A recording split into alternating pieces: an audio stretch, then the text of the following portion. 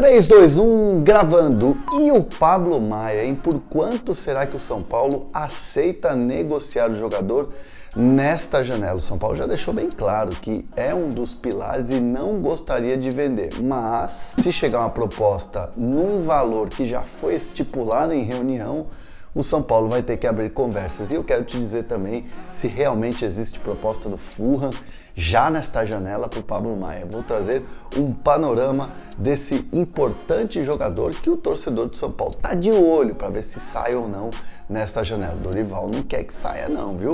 E vou falar também de uma possibilidade, né, de mais um gringo treinando no Brasil. Vasco negocia com Gustavo Alfaro, treinador argentino que estava na seleção equatoriana.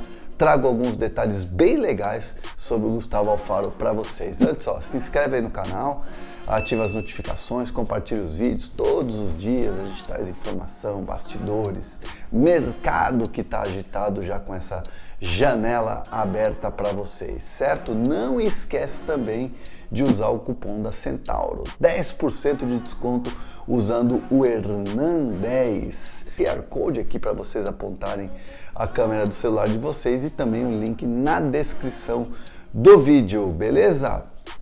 Vamos falar então do Pablo Maia.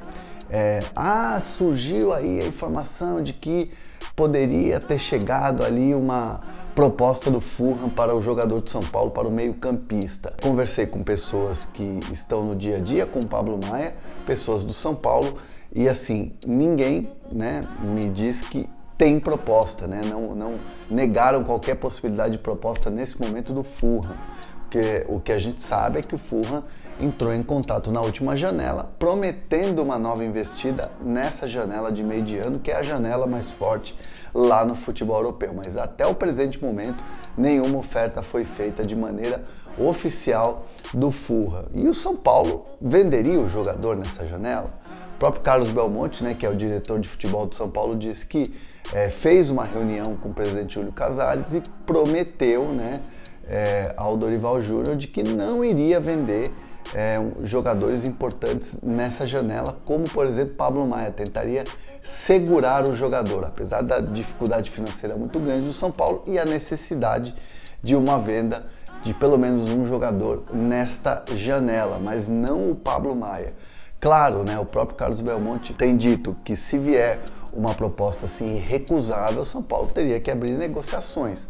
Mas quanto é essa grana considerada ali uma proposta muito boa e irrecusável para abrir conversas? Pelo que eu pude apurar, 20 milhões de euros seria esse o valor aí mínimo para uma abertura de conversas nesta janela de transferências. Claro que se aparecer uma proposta desse jeito, São Paulo vai ter que conversar e aí não vai ter jeito, né?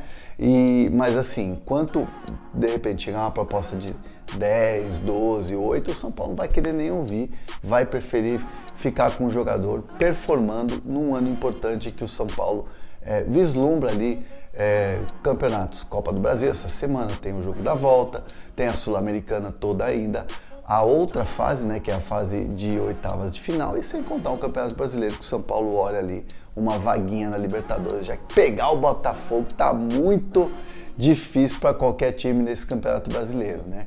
Então o São Paulo tá querendo organizar as finanças, pagando as contas, os salários atrasados, e claro, na expectativa dessa janela até de venda de outros jogadores e não Pablo Maia, por exemplo, Beraldo, a chance é muito pequena de sair os jogadores mais importantes. 20 milhões de euros começa a conversar o São Paulo se vier essa proposta, e até o presente momento não há nada de Fulham neste, ou pelo menos agora nessa semana, para o São Paulo em relação ao Pablo Maia, beleza?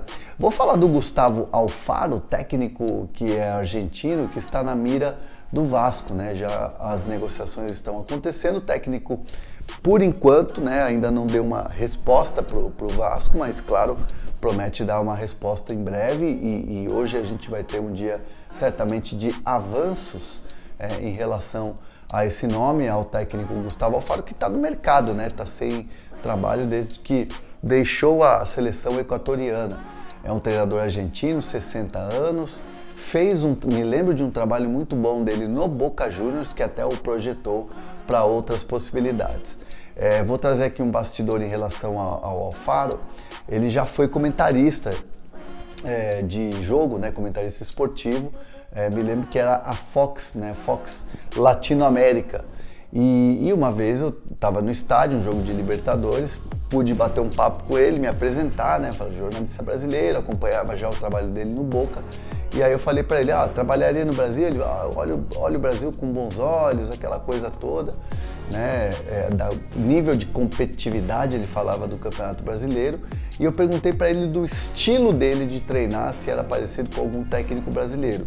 E ele falou que gosta muito do trabalho do Tite, sempre admirou e acompanhou muito o trabalho do Tite. À época, estava começando o seu ciclo na seleção brasileira. Então ele elogiou muito, falou do estilo parecido, que gosta do trabalho do Tite.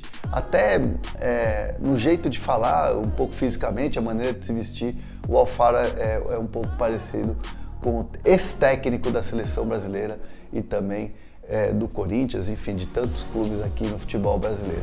Essa é uma curiosidade que eu trago para vocês, porque o Alfaro é um treinador que está na mira ali para responder se aceita ou não treinar o elenco do Vasco, que o Vasco está numa dificuldade muito grande no Brasileirão, mais uma derrota, então um sinal de alerta totalmente ligado ali para os lados da colina, certo? Vamos ver se o Vasco vai ter técnico novo ainda essa semana, pelo menos a expectativa é essa.